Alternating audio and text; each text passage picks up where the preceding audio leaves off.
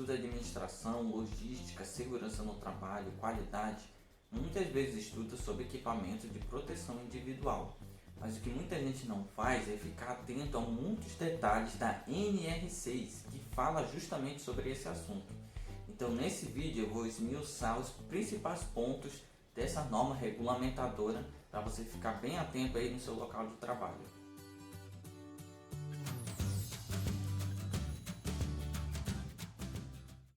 E se você ainda não é inscrito nesse canal, você está perdendo toda semana um conteúdo, pelo menos um vídeo novo que eu tenho postado aqui no canal sobre a área de armazenagem, sobre a área de transporte e tudo aquilo que está relacionado com logística, direta ou indiretamente. Então aproveita e já se inscreve nesse canal Logísticas, ative os sininhos das notificações para você estar recebendo os próximos vídeos. Bom, primeiramente, o que é equipamento de proteção individual?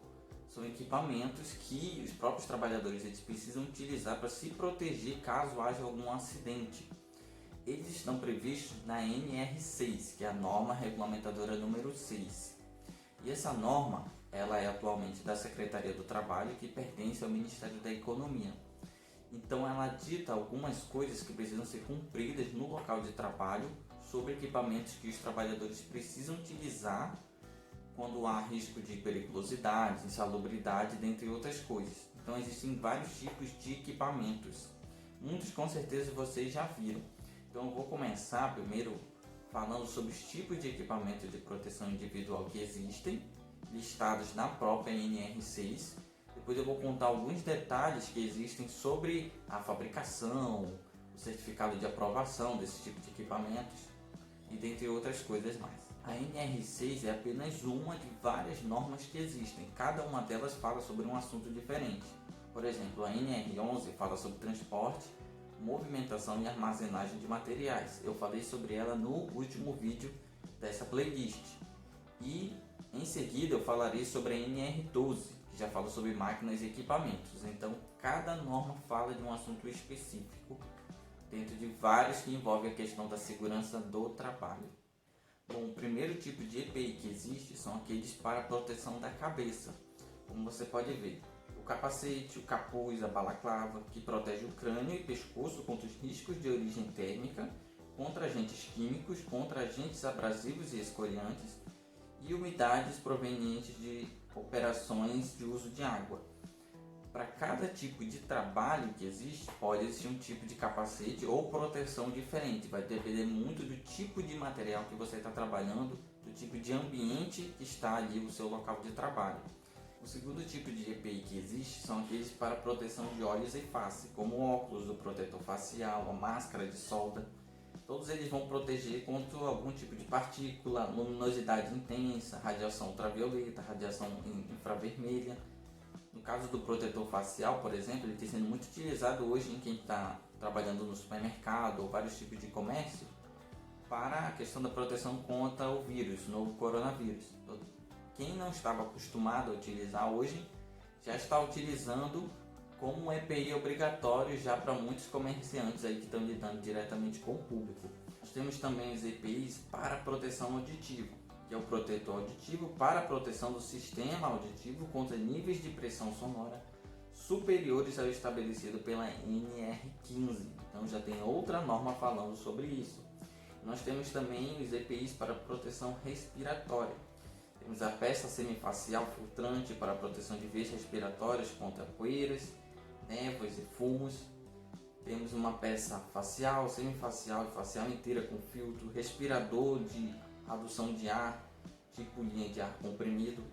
Então, para proteção das vias respiratórias, tem vários tipos de máscaras. E mais uma vez, muitas empresas que não estavam acostumadas a utilizar máscara, hoje começaram a utilizar por questão da pandemia. Mas ela já é muito utilizada na questão das indústrias em si. Muitas empresas já tinham o costume de utilizar máscaras em seu local de trabalho, que o tipo de máscara, se ela protege toda a face, cobre toda a face ou só as vias respiratórias, vai depender muito do tipo de produto, do tipo de material, do tipo de ambiente que você está trabalhando. Além disso, nós temos EPIs para proteger o tronco ou o corpo inteiro, como o macacão. Nós temos aqueles que protegem os membros superiores, como as luvas, o creme protetor, a manga. Aqueles que protegem os membros inferiores, como o calçado, a meia, perneira, calça. A bota com biqueira de aço, por exemplo, que é muito utilizado na área de estocagem. Dependendo do tipo de material que você utiliza, você só pode entrar na área de estocagem se tiver com bota, uma biqueira de aço ou algum outro tipo de biqueira. Mas afinal de contas, pela NR6, o que exatamente é um EPI? Ela diz o seguinte: todo dispositivo ou produto de uso individual utilizado pelo trabalhador, destinado à proteção de riscos suscetíveis de ameaçar a segurança e a saúde no trabalho.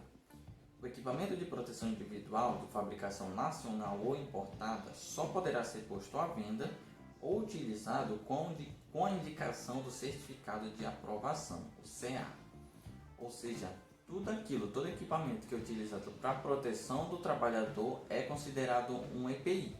Hoje existem esses que eu citei, mas no futuro podem existir outros novos, dependendo aí de outros materiais que surjam, outros tipos de fabricação que surjam aqui no Brasil. Mas todos só podem ser considerados EPI se eles forem classificados, se eles tiverem um certificado de aprovação, que é responsabilidade da empresa nacional que fabrica ou do importador que traz de fora. Ele precisa registrar isso na Secretaria do Trabalho, que é do governo federal, que vai emitir após esse registro o certificado de aprovação, dando aí a legalidade para ele ser utilizado no Brasil. Todo fabricante nacional ou importador necessita cadastrar-se junto ao órgão nacional competente, solicitar a emissão do certificado de aprovação, solicitar a renovação do certificado de aprovação quando vencido o prazo de validade, que é estipulado pelo órgão nacional competente em matéria de segurança no trabalho. Ele também precisa comercializar ou colocar à venda somente o EPI portador de CA e fazer constar no EPI o número do lote de fabricação.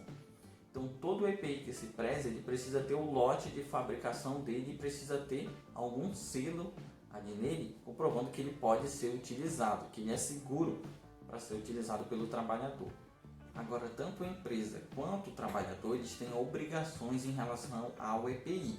Por exemplo, a empresa ela precisa fornecer o EPI adequado àquela atividade que o trabalhador está desempenhando, fornecer apenas aquele que está legalizado com certificado de aprovação. Ela precisa treinar, orientar, trocar quando for necessário aquele EPI. O EPI já passou da validade, o funcionário avisa, tem que trocar aquele capacete, aquela máscara. A empresa tem a obrigação de fazer essa troca.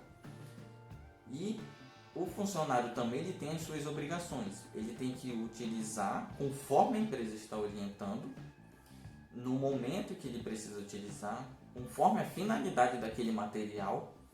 Ele precisa ter cuidado, zelar por aquele material, comunicar à empresa a troca caso seja necessário.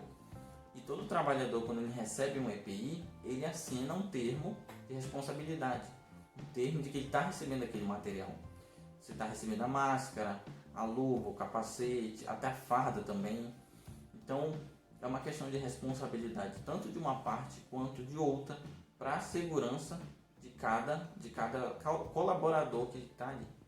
Nós temos o órgão nacional competente, que em matéria de segurança do trabalho, cabe a ele cadastrar o fabricante ou importador de EPI, receber e examinar a documentação para emitir o certificado de aprovação de EPI, estabelecer, quando necessário, regulamentos técnicos para o ensaio do EPI, emitir e renovar o CA e o cadastro de fabricante ou importador, fiscalizar a quantidade de EPI, suspender o cadastramento da empresa fabricante, importadora ou cancelar o CA, que é o certificado de aprovação.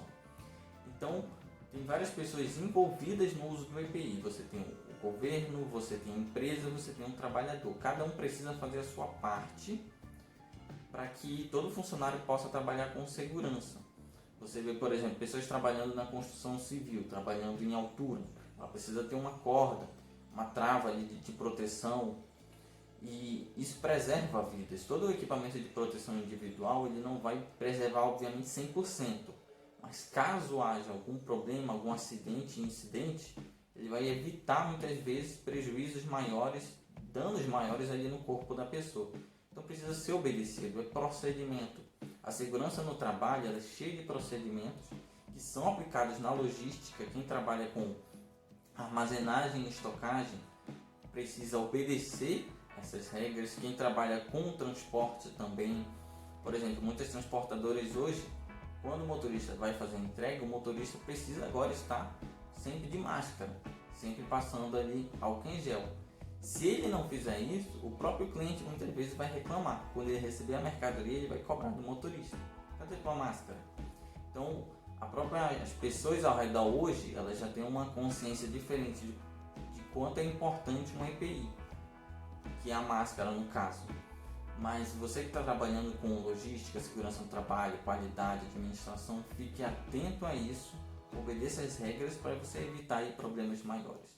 Então esse foi mais um vídeo do canal Logisticas, espero que você tenha entendido e tenha gostado. Se inscreva nesse canal, acompanhe a comunidade aqui no YouTube, que sempre eu estou postando lá os vídeos novos ou os vídeos futuros que eu farei. Daqui a algumas horas, daqui a alguns dias que eu estarei postando, eu sempre vou estar comunicando antes. Então, olhe a comunidade no YouTube, participe das futuras enquetes que eu quero fazer com vocês para saber a opinião que vocês têm. Então, acompanhem esse canal e até o próximo vídeo.